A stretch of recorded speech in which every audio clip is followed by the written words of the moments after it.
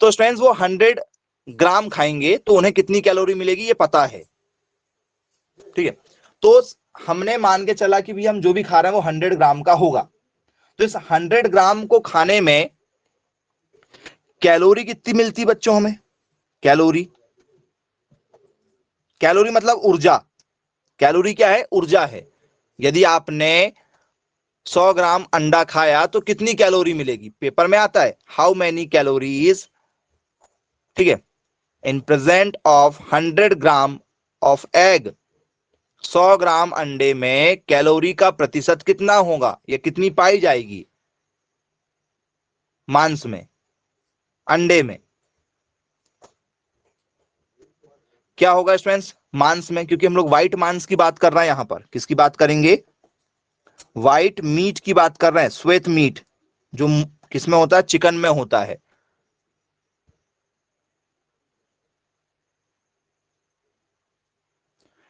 एक 110 kilo calorie, कितना होता है? 110 किलो कैलोरी होता है इसमें। बोले जी सर बिल्कुल ठीक है, क्लियर है जी। तो कैलोरीज में काफी ज्यादा मात्रा में पाई जाती है। अब आपने स्टूडेंट्स एक नाम जरूर सुना होगा, ओमेगा 3 का। सुना है क्या ओमेगा 3? कई बार आपने देखा होगा यदि आप कोई शैम्पू खरीदो, हेयर ऑयल वगैरह खरीदो, तो वो ओमेगा 3 का नाम बहुत बार बार लेते हैं। क्या है भैया ओमेगा 3? ऐसा क्या है ओमेगा 3 के अंदर में? क्या बालों वगैरह से कुछ संबंधित है ओमेगा 3? आपने इसके बारे में कई बार जरूर सुना ही होगा, ऐसा कोई बच्चा नहीं जिसने ना सुना हो। ओमेगा 3 इसमें पाया जाता है, ओमेगा 3 इसमें मिल जाएगा। क्या होता है ओमेगा 3? तो सर एक एसिड है, एक ओमेगा 3 क्या होता है? एक प्रकार का एसिड है, एक प्रकार का अम्ल है, एक प्रकार का एसिड है, अम्ल है। बोलिए यस। ये पाया जाता है किसमें? चिकन मीट में। तो क्या करते हैं स्टूडेंट्स? तो स्टूडेंट्स यदि ये है तो त्वचा को मुलायम बनाएगा, ये यदि है तो ये चेहरे में नमी बना के रखेगा और झुर्रियां नहीं होने देता है, ये झुर्रियां वगैरह नहीं होने देता है, बॉडी को डिहाइड्रेट होने से बचाता है, चेहरे पर रिंकल्स पिंपल्स नहीं आते हैं, ठीक है। तो इस तरीके के ओमेगा 3 के बेनिफिट है। आपने कुछ लोगों को देखा होगा वो ओमेगा 3 की कैप्सूल लेकर आते हैं, चेहरे पर लगाते हैं। देखा है क्या कुछ लोगों को? वो लंबी सी कैप्सूल आती ग्रीन कलर वाली, ग्रीन कलर की कैप्सूल नहीं आती? हाँ वही वाली कैप्सूल। बोलिए यस सर बिल्कुल ठीक, समझ में आ गया हमें। तो स्टूडेंट्स इस तरीके की चीजें जो है हमें क्या मिलती है सर? प्रोटीन। चलो प्रोटीन पर आ जाते हैं। प्रोटीन कितना मिलेगा हमें? मांस में कितना परसेंट प्रोटीन पाया जाता है? पेपर में पूछा जाएगा मुर्गियों के मांस में प्रोटीन कितना प्रतिशत पाया जाएगा 100 ग्राम में, कितना परसेंट होगा? हाँ 20 से 25 बिल्कुल सही है, 23, ठीक है, ग्राम होगा। ग्राम में 23 मतलब 100% में 23%, 100% में 23% होगा। बोले यस सर बिल्कुल ठीक है, क्लियर है। इस तरीके से हमें पेपर में जो है क्वेश्चन पूछे जाते हैं। बसा कितना पाया जाता है? बसा जिस पर हम चर्चा कर रहे थे, बसा की मात्रा होती केवल 1.2 ग्राम। बसा कितना होता है? 1.2 ग्राम। बाकी सारी चीजें काफी अच्छी मात्रा में इसमें पाई जाती है। इस तरीके के हम लोगों से पेपर में जो क्वेश्चन पूछे जाते हैं। आई होप आप सभी लोगों को जरूर बनेंगे जी। अब ये बताइए स्टूडेंट्स, सबसे ओल्डेस्ट एनिमल या ओल्डेस्ट बर्ड जो है डोमेस्टिक में इंसानों ने क्या पाला? मतलब आज से 4000 5000 साल पहले सबसे पुराना पाले जाने वाला पालतू जानवर या पालतू पक्षी यदि हम कहें तो कौन सा होगा? मुर्गी पालन सबसे पुराना है, ठीक है।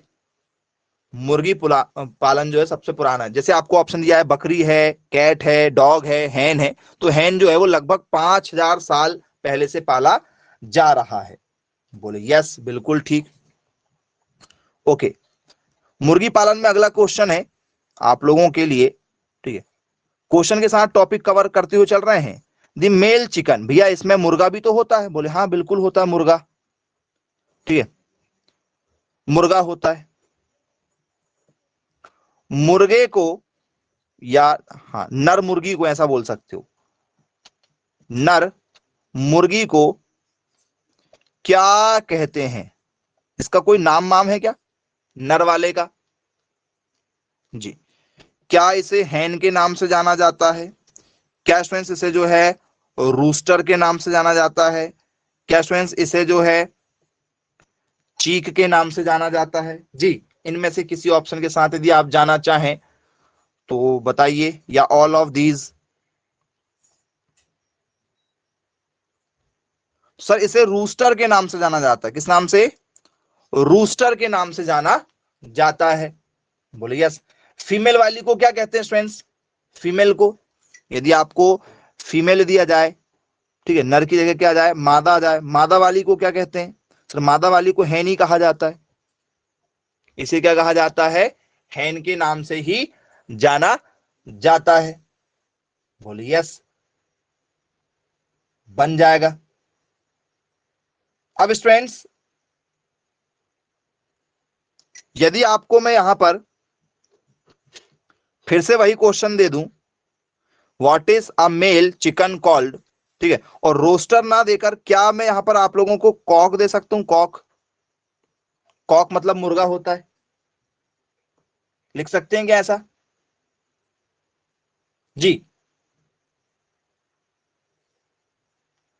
चलिए वेरी गुड, बहुत बढ़िया। तो आपने नर पता है आपको, मादा आपको पता है, ये दोनों क्वेश्चन आपको पता थे। अब देखिए एक इंपॉर्टेंट आप लोगों को बताएंगे, younger female chicken are also called, younger बिल्कुल, ठीक है, नई क्या है आपकी, ठीक है, युवावस्था की मुर्गी है, तो युवा मुर्गी को जाएगा आप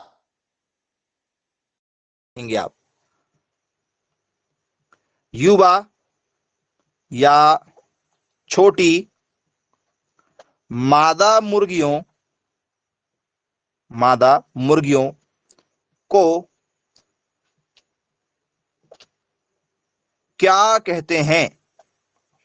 younger female chicken are also called, क्या कहा जाता है? क्या इसे हैन कहा जाएगा? क्या स्टूडेंट्स इसे जो है वर्ड कहा जाएगा? क्या स्टूडेंट्स इसे जो है मिलेट कहा जाएगा? क्या स्टूडेंट्स इसे जो है पुलेट कहा जाएगा? जी, किस नाम से इसे जाना जाता है बताओ?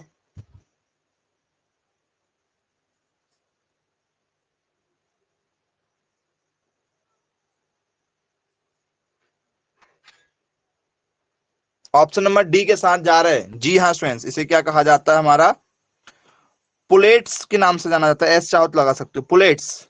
ये क्या होती है? जो छोटी उम्र की, मतलब यंग उम्र की जो मादा, ठीक है, मुर्गियां होती हैं, उसे पुलेट के नाम से जाना जाता है। किसी भी मुर्गी को हम लोग हैन कह देते हैं, हैन चिकन कह देते हैं, लेकिन जो यंग होती है उसे क्या कहा जाता है? उसे कहा जाता है पुलेट। ये भी पेपर में कई बार इस तरीके के क्वेश्चन हमसे पूछे जा चुके हैं। चलिए, अब यदि आप लोगों को पेपर में ये पूछ लिया जाए कि बताइए भैया, पोल्ट्री इंडस्ट्री में कोई भी एक चिकन जो है, ठीक है, मतलब मुर्गी जो है, वो कितने समय बाद में अंडे देने के लिए तैयार हो जाती है? ठीक है, व्हेन, ठीक है, चिकन, ठीक है, रेडी टू ले एग। जी हाँ स्टूडेंट्स, मुर्गियां किस उम्र में, ठीक है, अंडे देती हैं? वो उम्र क्या है इनकी जब वो अंडे देती हैं? तो स्टूडेंट्स वो उम्र जो है वो 6 से 10 वीक होगी। ठीक है, क्या स्टूडेंट्स वो उम्र जो है वो 10 से 14 वीक होगी? या स्टूडेंट्स ये जो उम्र है ये 16 से 20 वीक होगी? या स्टूडेंट्स ये जो उम्र है ये 20 से 25 वीक होगी? किस उम्र में अंडे देने चालू हो जाता है? तो सर सोच समझकर जवाब दीजिएगा। जी, इन दी पोल्ट्री इंडस्ट्री, मतलब आपके घरों में नहीं, इंडस्ट्री के हिसाब से, बिजनेस के हिसाब से, बिजनेस के हिसाब से बताना है आपको। इन द इंडस्ट्री, ठीक है, a female chicken is called a hen after that week when it is ready to lay egg. मतलब किसी भी कंपनी में मादा मुर्गियां, ठीक है, कितने सप्ताह बाद अंडे देने के लिए तैयार हो जाती हैं? लगभग 16 से 20 सप्ताह के बाद।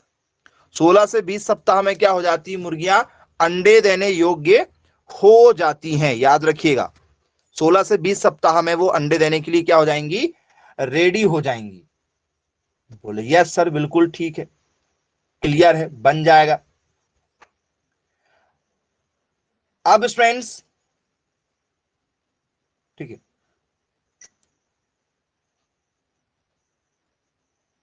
ये बताइए, जो हमारा मुर्गी पालन होता है उनके पास में, जैसे हमारे घर में फ्रिज होती है ना, जो खाना गर्म करती है कि ठंडा करती है? हमारे घर में जो फ्रिज होती है वो ठंडा करती है खाना या गर्म करती है? बोल सर, खाना या कोई भी मटेरियल जो है हमारा ठंडा करती है। Very good. तो स्टूडेंट्स, क्या है, मुर्गी पालन में वहां पर क्या होता है सर? एक हैचरी होती है। हैचरी होती है जिसे हम लोग बोलते हैं इनक्यूबेटर। हैचरी के नाम से जाना जाता है, या किसके नाम से जाना जाता है? इनक्यूबेटर के नाम से जाना जाता है। आपने, ठीक है, देखा होगा, जैसे आपने, ठीक है, किसी बच्चे को पीलिया होते हुए देखा होगा। छोटा बच्चा जब पैदा होता है तो उसको क्या हो जाता है? ज्वाइंडिस हो जाता है, पीलिया हो जाता है। तो आपने देखा होगा उसको एक लाइट में रखते हैं, सूर्य की किरणों में रखते हैं। या कहा जाए, जैसे आपने देखा छोटा बच्चा पैदा होता है तो उसको क्या करते हैं? सुबह सुबह उसको धूप दिखाते हैं कि बच्चे को कहीं पीलिया ना हो जाए। करते हैं क्या? बोलिए यस, ये काम किया जाता है। छोटे छोटे बच्चों को क्या करते हैं? सुबह सुबह धूप दिखाते हैं। और यदि पीलिया यदि हो गया तो उसको डॉक्टर क्या करता है? मशीन में रख देते हैं, लाइट लगा के। ऐसे लाइट लगे रहते हैं ऊपर, कुछ नहीं करते हैं, दिन भर केवल वो लाइट में रहते हैं। बच्चा यहां रहेगा दिन भर, उसको लाइट मिलते रहेगा, गर्माहट मिलते रहेगी, तो पीलिया दूर हो जाता है छोटे बच्चों में। बोले हाँ सर। तो स्टूडेंट्स, उसे हम लोग कहते हैं हैचरी। मुर्गियों के अंडे रखते हैं। मुर्गियों के क्या रखे जाते हैं? मुर्गियां जितने भी अंडे दे रही हैं डेली के डेली, उन अंडों को रखते हैं। ऐसे अंडों को रख देते हैं। कितने दिन के लिए रखते हैं अंडों को? कि आज जो अंडे दिए गए हैं उसमें से चूजा कितने दिन बाद बाहर निकलेगा? उसमें से जो चीक है, हमारा जो चूजा है, वो कितने दिन बाद बाहर आ जाएगा? सर वो 21 दिन बाद बाहर आ जाएगा। 21 दिन, 21 डेज लगते हैं अंडे से चूजा बाहर आने में। और वो 21 दिन तक कहां रहता है? मतलब 20 दिन तक किस मशीन में रहेगा? 21वें दिन हम उसको निकालेंगे। तो 21 दिन तक वो कहां रहेगा? तो सर वो रहेगा हैचरी में, इनक्यूबेटर में रहेगा। यहां पर गर्म प्रकाश मिलता है उसको। यहां पर क्या मिलता है उसको? इस मशीन में गर्म प्रकाश मिलता है, लाइट के नीचे रहता है, मतलब वो 21 दिनों तक। बोले चलो ठीक है, रह गया। यदि आपके पास में ये इनक्यूबेटर मशीन नहीं है, जैसे आपके घर में फ्रिज नहीं है, तो भी आप खाना ठंडा कैसे रखोगे? क्या करते हैं फिर? भाई जिन फ्रिज तो आज आई है, ठीक है, ये मशीन आज आई है, पहले भी अंडे से क्या निकलते थे? चूजे निकलते थे। ऐसा थोड़ी कि भैया ये मशीन नहीं थी, इससे पहले जो है मुर्गियां बच्चे पैदा नहीं करती थी, सिर्फ अंडे बस देती थी, अंडे से बच्चे बाहर नहीं आते थे। आते रहे होंगे ना जी।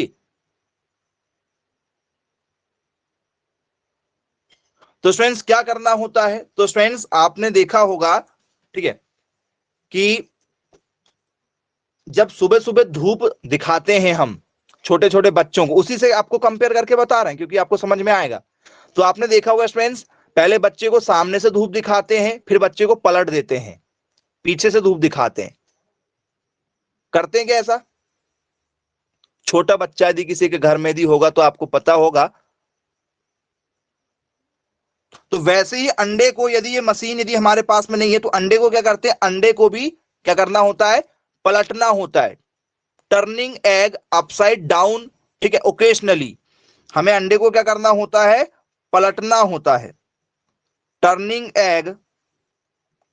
एग अपसाइड डाउन, ठीक है, ओकेशनली, ठीक है, अंडे को, ठीक है, क्या करना है, कभी कभी क्या कर देना है, उल्टा कर देना है, उल्टा कर देना मतलब पलट देना है, नीचे का ऊपर, ऊपर का नीचे, ऐसे अंडे को हम लोग क्या करेंगे, पलटते जाएंगे। इससे क्या होगा, तो सर अंडे की दोनों तरफ से सिकाई हो जाएगी, ऊपर से भी और नीचे से भी। भैया अंडा यदि ऐसा रखा है तो ये वाला भाग गर्म हो जाएगा और ये नीचे का ये वाला भाग क्या हो जाएगा, बताओ।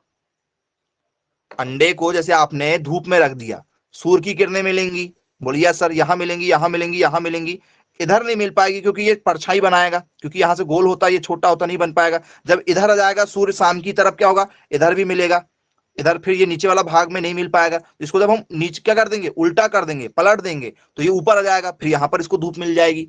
तो हमें क्या करना होता है, अंडे को पलटना होता है। तो क्या यदि हम उसको हैचरी और इंक्यूबेटर में भी रखेंगे तब भी पलट सकते हैं क्या, क्योंकि हैचरी में, इंक्यूबेटर में नीचे से गर्माहट नहीं होती, गर्माहट तो ऊपर से होती है, गर्माहट तो ऊपर से होती है।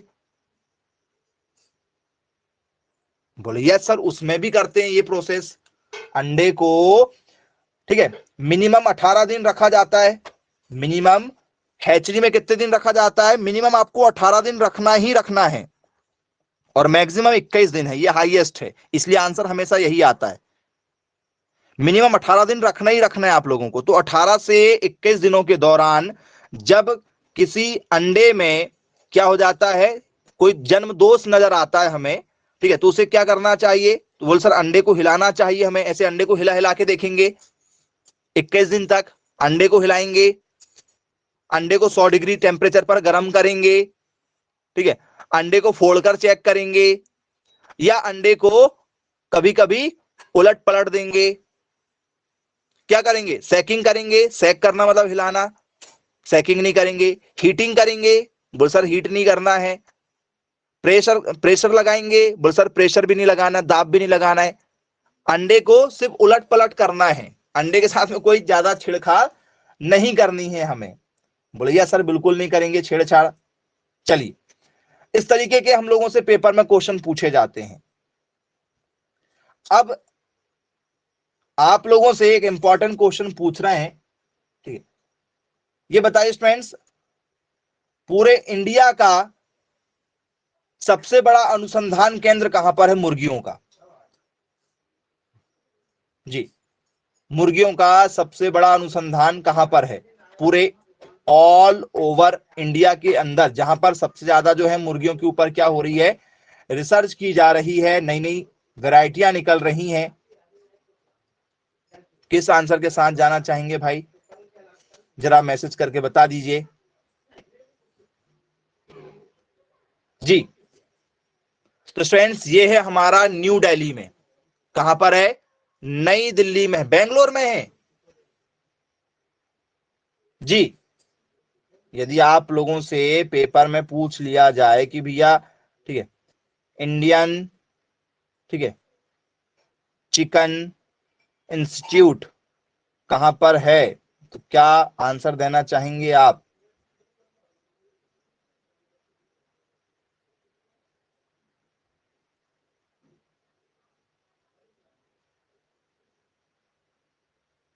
ओके, बहुत सारे बच्चे बेंगलोर के साथ जाना चाह रहे हैं। Central poultry development organisation and training institute कहां है, कर्नाटक बेंगलोर में कि नई दिल्ली में, क्या है क्वेश्चन हमारा, जरा क्वेश्चन ध्यान से समझिएगा। केंद्रीय मुर्गी, ठीक है,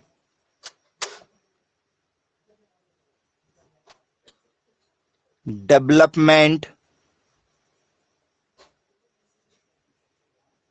ठीक है, अनुसंधान एवं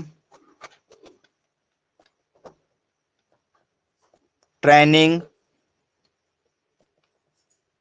इंस्टीट्यूट कहाँ स्थित है? कहाँ स्थित है? जो बड़े बड़े अधिकारी होंगे, जब इनकी ज्वाइनिंग होगी तो इन्हें ट्रेनिंग करवाई जाएगी ना। जैसे आपने अभी पढ़ लिया, हम आपको पढ़ा रहे हैं, आपको नॉलेज तो पूरा हो गया है, लेकिन जब तक आप प्रैक्टिकल नहीं करोगे चीजें कैसे समझ में आएंगी आपको? जैसे हमने आपको बता दिया अभी, इनक्यूबेटर ऐसा होता है, ठीक है, आपकी हैचरी ऐसी होती है, इतना टेम्परेचर रखना है, बता तो दिए, लेकिन जब तक आप प्रैक्टिकल नहीं करोगे, तो जब आप फील्ड पर जाओगे, किसानों से मिलोगे, ठीक है, जब वो नई नई क्या खोलेंगे, अपनी मुर्गी पालन खोलेंगे, तो आपको उनको बताना पड़ेगा ना कि भैया इस हेचरी में ऐसे काम करना है, तो आप उनको सिखाएंगे भविष्य में जब बड़े बड़े अधिकारी बनेंगे तो प्रैक्टिकल तो करना पड़ेगा ना, तो आपकी ट्रेनिंग भी तो होगी, नहीं होगी? बोले यस, बिल्कुल होगी भाई। जैसे कोई पुलिस में भर्ती होता, पेपर निकाल लेता है, तो क्या ज्वाइनिंग दे देते हैं तुरंत? बोले सर नहीं। ठीक है, क्या देते हैं सर? पहले ट्रेनिंग देते हैं। जैसे आर्मी में किसी की भर्ती हो गई तो क्या है सर, ज्वाइनिंग लेटर देते हैं, लेकिन पहले ट्रेनिंग कराते हैं, 6 महीने, 8 महीने, साल भर, जिसका जो भी क्राइटेरिया है, तो ट्रेनिंग जरूरी होती है। तो जब आप लोगों की नौकरी लगेगी मुर्गी, ठीक है, पालन में, तो बताइए ट्रेनिंग के लिए कहां जाओगे? सेंट्रल पोल्ट्री डेवलपमेंट नई दिल्ली होना चाहिए क्या? Organisation and training institute. तो स्टूडेंट्स, इसका जो राइट आंसर होगा वो होगा स्टूडेंट्स हमारा बेंगलोर। क्या होगा? बेंगलोर होगा। और बेंगलोर कहां आता है? तो सर बेंगलोर आता है हमारा कर्नाटका में। कहां आता है? कर्नाटका में आता है। याद रखिएगा, राज्य यदि पूछा जाएगा तो कर्नाटक राज्य है, दिल्ली नहीं है। दिल्ली इसका आंसर नहीं होगा, इस बात का विशेष ध्यान रखिएगा। बोले जी सर, बिल्कुल ठीक है, क्लियर है, बन जाएगा। चलिए, अब यदि स्टूडेंट्स आप लोगों को, ठीक है, एक सिंपल सा क्वेश्चन दे दें, ठीक है, सोच समझकर जरा जवाब दीजिएगा उसका। ठीक, एक क्वेश्चन है हमारे पास में, मुर्गियों के शरीर का सबसे बड़ा अंग कौन सा है? ये तो क्वेश्चन कई बार पूछा जा चुका है। Which is the biggest organ of a chicken? मुर्गियों के शरीर का सबसे बड़ा अंग जो है वो कौन सा है, यह आपको बताना होगा जी।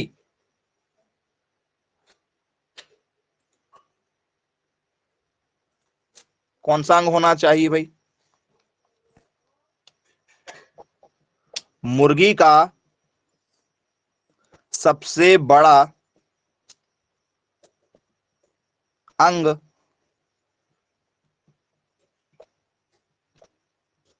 कौन सा है? क्या स्टूडेंट्स, मुर्गियों की सबसे बड़ी आंखें हैं? क्या मुर्गियों का सबसे बड़ा हार्ड होता है? हार्ड? मुर्गियों का सबसे बड़ा स्टूडेंट्स लीवर होता है? या स्टूडेंट्स मुर्गियों का सबसे बड़ा जो है वो लंग्स होता है जी? बताइए भाई, जो चिकन वगैरह खाते हो उनको पता होगा। ठीक है, ऐसा बिल्कुल भी मत सोचना कि जो खाएंगे उन्हीं को जानकारी होना चाहिए। यदि आप नहीं खाते हैं तो भी जानकारी होना चाहिए, क्योंकि आपको बताना पड़ेगा, बताना तो आपको पड़ेगा किसी न किसी हाल में। तो स्टूडेंट, सबसे बड़ा होता है हमारा लीवर। सबसे बड़ा क्या होता है? हमारा लीवर होता है। अब ये लीवर क्या चीज है, कुछ लोगों को शायद यही नहीं मालूम होगा। लीवर, जिसे हम लोग कहते हैं जिगर, हम लोग कहते हैं ना जिगरा, ये वही जिगरा है, जिगर है। ठीक है, तो ये होता है। अब मैं यहीं पर आपसे पूछ लूं कि भैया सबसे छोटा, सबसे छोटा बताइए, सबसे छोटा कौन सा अंग होता है मुर्गियों के शरीर का, जरा पेपर में दिया जाए तो क्या कहेंगे आप? तो फ्रेंड्स मुर्गियों का सबसे छोटा जो भाग होता है, ठीक है, वो आप लोगों से दिया जाए, जैसे आपसे जाए विंग्स जाए। विंग्स क्या इनके पंख सबसे छोटे होते हैं? क्या फ्रेंड्स इसका जो ओवरी होता है, ठीक है, जिसे हम लोग बोलेंगे गर्भाशय,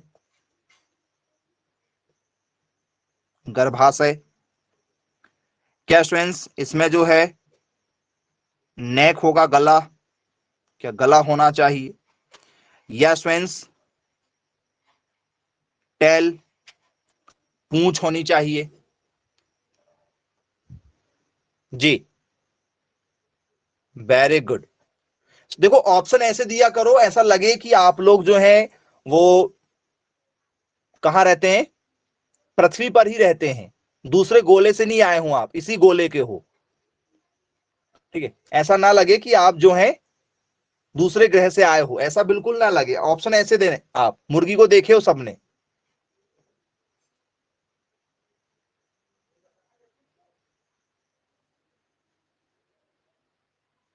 जी। तो फ्रेंड्स मुर्गियों के पंख बहुत बड़े होते हैं बेटा, जब तो फड़फड़ाती है तब तो उड़ती है, एक जगह से दूसरी जगह जाती है, ठीक है। मुर्गी की पूंछ होती है पीछे, आपने देखा होगा मुर्गी जब ऐसे बनती है तो ऐसे उसके जो ऐसे बाहर ऐसे पूंछ टाइप की निकलती है, लंबी सी होती है ना भैया पूंछ, तो पीछे काफी लंबी निकलती पूंछ मुर्गी की, नहीं देखा है? पूछे पीछे वाला भाग कितना लंबा सा जाता है, बड़ा सा। बोलिए सर। नेक, गला भी काफी बड़ा होता है। भैया ओवरी सबकी छोटी होती है ना, ओवरी वाला भाग तो छोटा होता है, ओवरी वाला भाग क्या होता है, छोटा सा होता है।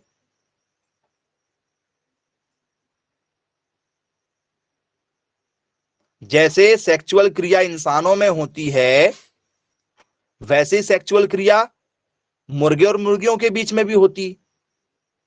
तो सबसे छोटा वाला भाग कौन सा होगा? ओवरी वाला भाग होगा। बोले यस सर, बिल्कुल ठीक है, क्लियर है, बन जाएगा। अब मैं आपको यही एक क्वेश्चन जो है आप लोगों से ही जुड़ा दे देता हूं कि इंसान में सबसे छोटा वाला भाग कौन सा होगा? इंसान में what is the smallest organ in the human body? तो आपने सुना होगा पीनियल ग्लैंड, सुना है क्या? ह्यूमन बॉडी में आपने ग्लैंड का नाम सुना होगा, पीनियल ग्लैंड, सुना है? बोले हाँ सर बिल्कुल सुना हुआ है। पीनियल ग्रंथि, इंसानों में सबसे छोटी ग्रंथि कौन सी होती है? पीनियल। इंसान की बता रहे हैं, पता होना चाहिए, है ना, इतने बड़े हो गए आप लोग लेकिन आपको अपने शरीर के बारे में ही नहीं मालूम होता है, ठीक है, ये थोड़ी सी दुख की बात है। आपको अपने शरीर के पूरे बॉडी पार्ट पता होना चाहिए कि कौन सा भाग क्या है। डॉक्टर ने, यदि आप कभी बीमार हो गए, डॉक्टर ने कहा ये वाला भाग आपका खराब हो गया, तो पता तो होना चाहिए कि उस भाग का काम क्या है और वास्तव में वो शरीर में है या नहीं है, और है तो कौन सी ऑपरेशन होने वाली, क्या होने वाला है। शरीर के सारे अंग पता होना चाहिए, जो आपको, ठीक है, सेकंड थर्ड क्लास में पढ़ाया जाता है, दूसरी और तीसरी क्लास में पढ़ाए जाते हैं आज के समय में। वो चीज आपको आज भी नहीं मालूम, आज की डेट तक आपको वो चीज नहीं मालूम है, ठीक है, जो आपको आज के समय में सेकंड थर्ड क्लास में पढ़ाई जा रही है। अभी बता दो फ्रेंड, सबसे लार्जेस्ट भाग कौन सा है हमारे शरीर का? इंसानों की बात हो रही है यहां पर फिलहाल। सबसे लार्जेस्ट भाग हमारे शरीर का कौन सा है? सबसे छोटा बता दिए पीनियल ग्रंथि होती है। सबसे बड़ा कौन सा भाग हमारे शरीर का? तो फ्रेंड सबसे बड़ा हमारे शरीर में क्या है, क्या है? लेकिन आप ये भी आंसर नहीं दे पाते, ये भी आंसर आप नहीं दे पाते। सबसे ज्यादा मात्रा में हमारे शरीर में क्या है? त्वचा है, चमड़ी है ना हमारे शरीर में सबसे ज्यादा मात्रा में। सबसे बड़ा तो अंग वही है, चमड़ी वाला। बोले यस, बिल्कुल सही।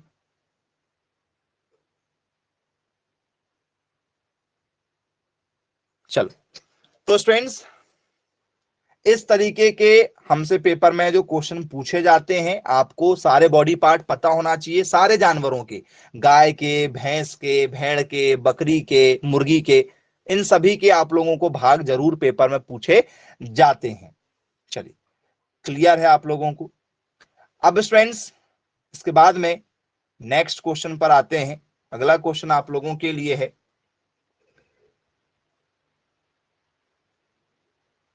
ये बताइए स्टूडेंट्स,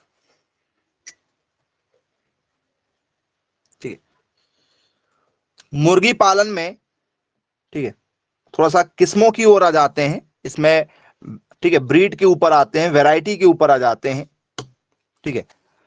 तो स्टूडेंट्स, आप सभी लोगों ने एक नाम सुना हुआ होगा, असील। सुना है क्या असील? बोले हाँ बिल्कुल सुना हुआ असील नाम। तो फ्रेंड्स, ये जो असील नाम का जो मुर्गा है या मुर्गी है, ये कहां पाए जाते होंगे जरा बताओ। असील नाम का जो है मुर्गा मुर्गी जो है, ये कहां पाए जाते होंगे? असील ब्रीड।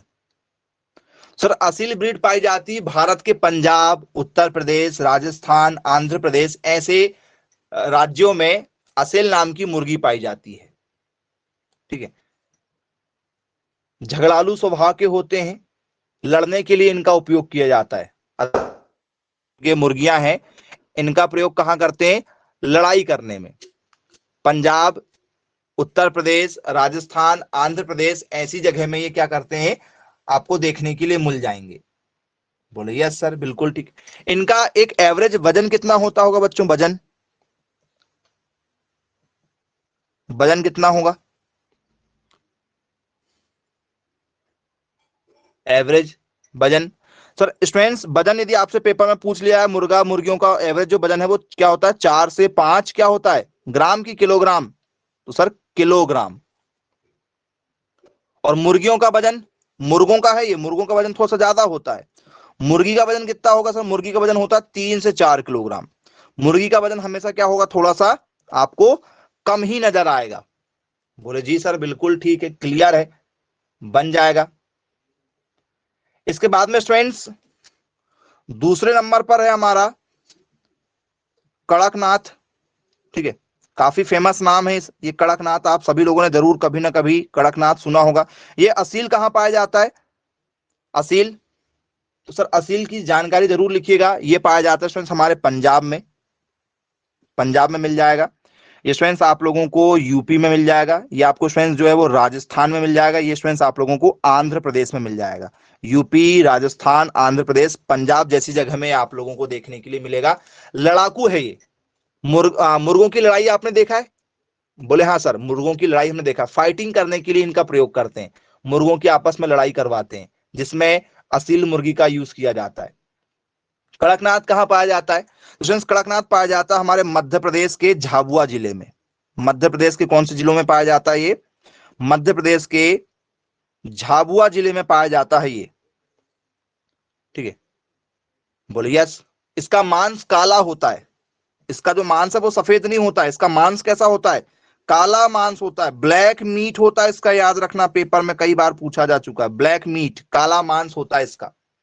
बोले यस, बिल्कुल ठीक है। कड़कनाथ मुर्गों का वजन काफी कम होता है, ठीक है, महंगा बिकता है, काफी कम होता है। लगभग 2 kg के आसपास के होते हैं ये, सिर्फ लगभग 2 kg के आसपास के। बोले यस, बिल्कुल ठीक है। मांस कैसा है? मांस है काला। चलो, हार्ट हार्ट पेशेंट, डायबिटीज वाले पेशेंट, ठीक है, इन लोगों की जो दवाइयां बनती है वो कड़कनाथ मुर्गे के मांस से बनाई जाती है। अब बोलो कि हम मांस नहीं खाते। बेटा डायरेक्ट नहीं खाते, इनडायरेक्ट आप सभी लोग खाए, ठीक है, अपनी जीवन में खाए हुए हैं। देखो, डायरेक्ट नहीं खाए हो, इनडायरेक्ट तो खाए हो। कड़कनाथ मुर्गा मुर्गियों का जो अंडा है उससे, मांस से हार्ट पेशेंट वाले जो हैं उनको खिलाई जाती है, डायबिटीज वाले पेशेंट को खिलाई जाती है। और जो स्टूडेंट्स आप लोगों ने देखा होगा, आदिवासी लोग जो होते हैं, तो फ्रेंड्स आदिवासी लोग जो है अपनी सेक्सुअल लाइफ को बढ़ाने के लिए इनके मांस का प्रयोग करते हैं, ठीक है। वो ऐसा मानते हैं कि सेक्सुअल क्रिया जो है इससे क्या होती है, ज्यादा मात्रा में हो सकती है, ऐसा उनका मानना है, ठीक है। तो वो उसका प्रयोग करते हैं, दवाइयां वगैरह बनाते हैं। जड़ी बूटी देखा सुना होगा ना आप लोगों ने, वो वाली जड़ी बूटी का में क्या करते हैं, इसका प्रयोग करते हैं वो लोग। तो कड़कनाथ का जो है वो इंडस्ट्रियल यूज है, और साथ साथ में क्या यूज है इसका, तो मेडिसिन में भी इसका यूज किया जा रहा है। बोले यस, बिल्कुल ठीक है। ग्राम प्रिया। अब कुछ लोगों को लगेगा कि भैया ये क्या है, किसी का लड़की का नाम है ग्राम प्रिया, जबकि ये लड़की का नाम नहीं है। किसका नाम है भाई? तो ग्राम प्रिया नाम की क्या है? तो सर ग्राम प्रिया नाम की है हमारी मुर्गा और मुर्गी की नस्ल, ये कहां पाई जाती है? तो फ्रेंड्स ये ग्राम प्रिया इसलिए लिखा है कि जितने भी गांव में आप लोगों ने जो नॉर्मल मुर्गियां देखा होगा, पुरानी मुर्गियां, पुराने समय की जो नॉर्मल मुर्गियां आप लोगों ने देखा होगा गांव में, ये स्टूडेंट्स मुर्गियां, ठीक है, ग्राम प्रिया के नाम से जानी जाती है। मतलब ये देसी मुर्गियां कहेंगे इसे हम लोग, जो अंडे भी देती है, जिसका मांस भी गांव वाले खा लेते हैं। तो ये ग्राम प्रिया है। कहां पाई जाती है? गांव में पाली जाती है। कैसे इलाकों में पाई जाती है? तो फ्रेंड्स ये पाई जाती है विलेज में। सभी गांवों में इंडिया के आप लोगों को ये देखने के लिए मिल जाएगी। बोले यस सर। अंडे का वजन सेम वही 57 से 60 ग्राम के बीच में अंडे का वजन होता है। देसी अंडा थोड़ा सा काफी हैवी होता है, आपने देखा होगा, होता है। देसी अंडा मटमैला सा होता है, धूसर रंग का होता है, सफेद रंग का नहीं होता है, मटमैला सा होता है। और जो नॉर्मल आप लोगों ने कभी मार्केट में देखा होगा, आते जाते कभी दर्शन हो ही गए होंगे आप लोगों को, तो वो व्हाइट होता है, प्योर व्हाइट होता है। ये थोड़ा सा क्या होता है? मटमैला सा होता है। बोले यस, बिल्कुल ठीक, क्लियर है, बन जाएगा। ग्राम प्रिया भी समझ में आ गया होगा। फिर बात करेंगे स्टूडेंट्स हम लोग स्वरनाथ की। पहली बात पेपर में आता है, निम्न में से कौन मुर्गियों की नस्ल है, निम्न में से कौन मुर्गियों की नस्ल नहीं है? विच इज दी, ठीक है, ब्रीड ऑफ पोल्ट्री, या विच इज दी, ठीक है, incorrect answer of poultry breed. निम्न में से कौन सा गलत जो है उत्तर होगा मुर्गियों की नस्ल के लिए, या निम्न में से कौन सा सही उत्तर होगा मुर्गियों की नस्ल के लिए? ऐसे क्वेश्चन पेपर में आते हैं। तो स्वरनाथ नाम का जो फ्रेंड्स हमारा मुर्गा मुर्गी है, ये कहां पाया जाता है? एनीवन? थोड़ी बहुत यदि आपको जानकारी हो तो जरा बताइए, कहां आपने इसको देखा हुआ है? तो फ्रेंड्स ये आप लोगों को देखने के लिए मिल जाएगा कहां पर? कर्नाटक में। कहां पर? कर्नाटक में स्टूडेंट्स आप लोगों को ये वैरायटी देखने के लिए मिल जाएगी। बोले यस सर। कहा, ठीक है, तो ये स्वरनाथ जो है ये कहां है? तो सर ये पशु चिकित्सा और मत्स्य विज्ञान विश्वविद्यालय बेंगलोर के द्वारा बनाई गई है। ये पहले नहीं हुआ करती थी। इसको कर्नाटक, जो ही आपको बताया हमने, सेंट्रल, ठीक है, पोल्ट्री रिसर्च इंस्टीट्यूट कर्नाटक वाला, वहां पर इसको बनाया गया है, याद रखिएगा, ठीक है। इसका क्रॉस करा के हमने इसको बनाए हैं। इसका वजन कितना है सर? इसका वजन होता है 3 से 4 किलो। इसका जो नॉर्मल वजन है 3 से 4 केजी इसका वजन है। और ये अंडे भी अच्छे खासे देती है, 180 से 190 अंडे प्रति वर्ष पर ईयर। देखो अंडा भी अच्छा खासा है इसका, और इसका वजन भी काफी अच्छा खासा है। तो दोनों तरफ से ये काफी क्या हो गई है? बेस्ट हो गई है, ठीक है। तो ये हमारे स्वरनाथ है, ठीक है। स्वरनाथ मुर्गी कहां से आई है? बेंगलोर से विकसित की गई है। इसको हमने विकसित किया है, बनाया है इसको हमने। फिर अगला अगला आती है हमारी कामरूप नाम की, कामरूप नस्ल, ठीक है। चलो, अब ये कामरूप कहां पाई जाती होगी जी? तो सर इसको भी बेंगलोर से विकसित किया गया है कि असम से? असम या बेंगलोर? तो सर विकसित किया गया है इसे बेंगलोर से, लेकिन ये कहां पाई जाती है? ये पाई जाती है असम में। असम में मुर्गी पालन कम होता था, तो असम का क्लाइमेट थोड़ा सा ठंडा सा है, ठीक है, थोड़ा सा क्या है, पहाड़ी इलाका है। तो असम के, ठीक है, टेम्परेचर को सूट करने वाली मुर्गी की नस्ल जो बनाई गई है उसका नाम है कामरूप। असम हमारा जो राज्य है वो पहाड़ी इलाका है, आपको पता होगा। वहां पर इस वैरायटी का क्या किया जाता है? यूज किया जाता है, याद रखिएगा आप लोग, ठीक है, बन जाएगा आई होप। बाद में स्टूडेंट हमारा आता है कौन सा? चिटागोंग। नाम ही पता नहीं होते बहुत सारे बच्चों को, चिटागोंग नस्ल। बोल सर ये भी है मुर्गी की नस्ल? जी हाँ, चिटागोंग ब्रीड, ये मुर्गी की ब्रीड, पूरी इंडियन बता रहे हैं आपको, टोटल इंडियन वैरायटी है ये जी। भारत की, या ठीक है पेपर में जाए, निम्न में से मुर्गी की सबसे ऊंची नस्ल, मतलब वह मुर्गी जिसकी सबसे ज्यादा ऊंचाई है, क्या कहा जाता है? ऐसी मुर्गी जिसकी ऊंचाई सबसे ज्यादा होती है, सबसे ज्यादा हाइट वाली मुर्गी कौन सी है? चिटागोंग नाम की जो मुर्गी है इसकी क्या होती है? हाईएस्ट हाइट, सर्वाधिक ऊंचाई, इसकी ऊंचाई सबसे ज्यादा होती है चिटागोंग की। बोले यस सर। इसे एक और नाम से जाना जाता है, इसे कहा जाता है मलय। मलय चिकन के नाम से जाना जाता है। चिकन मतलब मुर्गी, मलय, मलय चिकन। क्या कहा जाता है? मलय चिकन के नाम। बोले यस सर, बिल्कुल ठीक है, क्लियर है। अब फ्रेंड्स ये चिटागोंग जो है ये कहाँ है? कोई जगह है क्या? आपने सुना होगा चिटागोंग, कई बार आपने ऐसे नाम को कहीं ना कहीं जरूर सुना होगा, आई होप।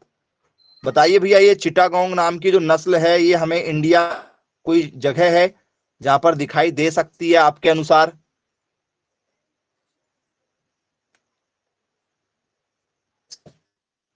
एनीवन? नहीं मालूम? चलो, उत्तराखंड की है क्या फ्रेंड्स? ये हमारे राजस्थान की है क्या? ये तेलंगाना की है? चिटागोंग एक जगह है और कहाँ की है जरा बताओ। तो फ्रेंड्स ये है इंडिया और बांग्लादेश के बॉर्डर, मतलब बंगाल वाला जो इलाका है हमारा, जहां से क्या होता चालू, बांग्लादेश चालू होता है। बांग्लादेश और इंडिया की जो बॉर्डर है उस बॉर्डर में आपको स्टूडेंट्स देखने के लिए मिलेगा। तो इसलिए आपने देखा होगा कि जो साउथ वाले एरिया के लोग हैं, ठीक है, बांग्लादेशी लोग ज्यादा पसंद करते हैं। वो लोग मतलब बांग्लादेश का आना जाना है वहां पर। आपने सुना होगा कि जनगणना वगैरह भी बीच में कराने की बात आ रही थी ना, एनआरसी वगैरह लागू करने की बात चल रही थी इंडिया में, कि भैया सबकी हम लोग क्या करेंगे, जातिगत गणना करेंगे, कौन कहां से आया, आधार कार्ड मांगेंगे, पैन कार्ड मांगेंगे, वोटर आईडी मांगेंगे, मूल निवासी प्रमाण पत्र मांगेंगे, तो पहचान हो जाएगी कि आप यहीं के हो या कहीं और के आए हो। तो बांग्लादेशी इंडिया के अंदर काफी ज्यादा मात्रा में है। तो ये बांग्लादेश और इंडिया की बॉर्डर वाला जो एरिया है वहां क्या है, एक, ठीक है, क्या है, चिटागोंग नाम का पोर्ट भी है, बंदरगाह भी है। ठीक है, यदि हमें बांग्लादेश कोई सामान पहुंचाना होता तो इसी बंदरगाह से पहुंचाते हैं। तो ये जो इलाका है इसी इलाका के नाम से क्या रखा गया है, ठीक है, इसका नाम चिटागोंग रखा गया है, इसी नस्ल के नाम पर। ठीक है, ये जगह बनी है, मान के चलिए। बोले यस सर, बिल्कुल ठीक है, क्लियर है, बन जाएगा। इसके बाद में क्या है स्टूडेंट्स, अगली नस्ल पर यदि हम बात करें आपसे, तो अगली जो मुर्गी की नस्ल है स्टूडेंट्स वो है हमारी कैरी श्यामा नस्ल। कैरी श्यामा नस्ल कहां पाई जाती? कैरी श्यामा नस्ल जी, तो स्टूडेंट्स ये पाई जाती है एमपी में, ये पाई जाती है आप लोगों की गुजरात में, ये पाई जाती है आप लोगों की राजस्थान में। एमपी, गुजरात और राजस्थान में ये पाई जाती है। ठीक है, और ये, ठीक है, क्या इसका मेन कुछ खास यूज है जरा बताओ, क्या होगा जी?